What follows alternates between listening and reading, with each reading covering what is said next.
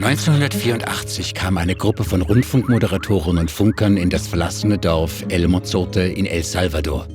Glühwürmchen beleuchteten die Überreste eines 3 Jahre zuvor verübten Massakers. Angeführt von Oberst Domingo Monterrosa hatten Regierungssoldaten Folterungen, Vergewaltigungen und Morde an 978 Menschen begangen, darunter waren 553 Kinder. Das jüngste Opfer, Concepción Sánchez, war erst 3 Tage alt.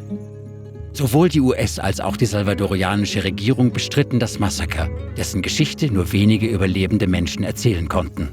Aber mit Hilfe von Radio Venceremos legte eine Überlebende, Rufina Amaya, Zeugnis ab und entlarvte sowohl Monterrosa als auch die Regierungen, die seine Verbrechen finanziert hatten.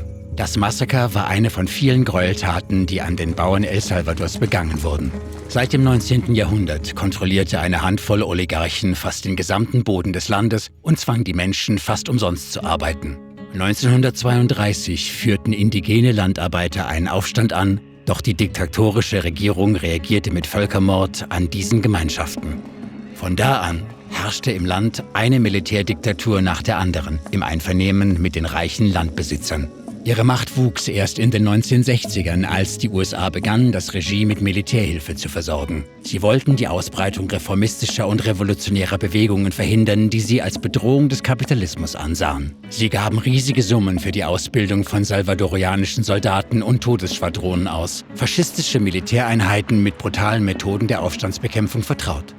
In den 1970ern schlachteten diese Kräfte Bauern ab, die grundlegende Rechte forderten, wie existenzsichernde Löhne, Lebensmittel und sauberes Wasser. Schließlich 1980 gründeten Bauern und städtische Arbeiter die Nationale Befreiungsfront Farabundo Martí. Diese Koalition von Guerillagruppen kämpfte für den Sturz der Diktatur und für eine sozialistische Gesellschaft zum Wohle der Arbeiter. Die Revolutionäre wurden aus allen Richtungen angegriffen. Oberst Monterrosa führte ein Spezialbataillon an, um die FMLN zu vernichten, mit Taktiken, die er in einer US-Militärschule gelernt hatte. Die Staatskräfte terrorisierten die Bauern, damit sie sich nicht der Guerilla anschlossen oder sie unterstützten. Eine Rebellengruppe jedoch ließ sich nicht zum Schweigen bringen: die Betreiber von Radio Venceremos. Dieses geheime Guerilla-Radio, gegründet 1981 und seine Moderatoren Santiago und Mariposa, wurde zur Stimme der Revolution. Sie übermittelten Nachrichten von der Front und informierten als einzige Quelle über militärische Übergriffe. Politik und Popularität des Senders machten ihn zur perfekten Zielscheibe. Weil sie auf einem relativ kleinen Gebiet tätig waren, mussten die Moderatoren ständig den Wohnort wechseln, um einer Festnahme zu entgehen. Um unbemerkt zu kommunizieren, baute die Gruppe 2 Funkgeräte zu Telefonen um, die durch viele Kilometer Stacheldraht miteinander verbunden waren. Dank dieser geheimen Telefonleitung waren die Rebellen ihren Verfolgern einen Schritt voraus. Neben Nachrichten sendete das Radio Bildungsprogramme in den von der Guerilla kontrollierten Gebieten. Hier organisierten die Bauern zur Selbstverwaltung demokratische Räte sowie Genossenschaften, Schulen und Kliniken. Die Organisatoren ermutigten auch zivile Frauen zur Teilnahme an diesen Räten, um durch die Revolution sowohl den Kapitalismus als auch das Patriarchat zu stürzen. Etwa 1/3 der Guerillas bestand aus Frauen in unterschiedlichsten Funktionen. Oberst Monterrosa war davon besessen, Radio Venceremos zu zerstören. Im Oktober 1984 spürten Regierungssoldaten den Funksender auf. Monterrosa selbst kam, um die Ausrüstung zu holen, und hielt eine theatralische Pressekonferenz, um seinen entscheidenden Schlag gegen die Umstürzler zu feiern.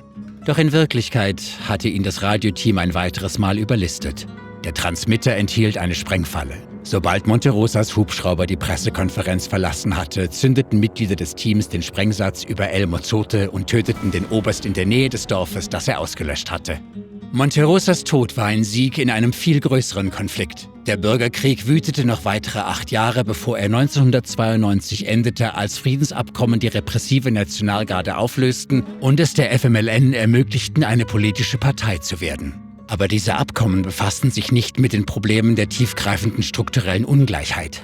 1993 berichtete die UN-Wahrheitskommission, dass während des Krieges über 75.000 Menschen umgekommen waren. Doch die salvadorianische Legislative verhinderte die Strafverfolgung von Kriegsverbrechen und behindert die Justiz bis heute.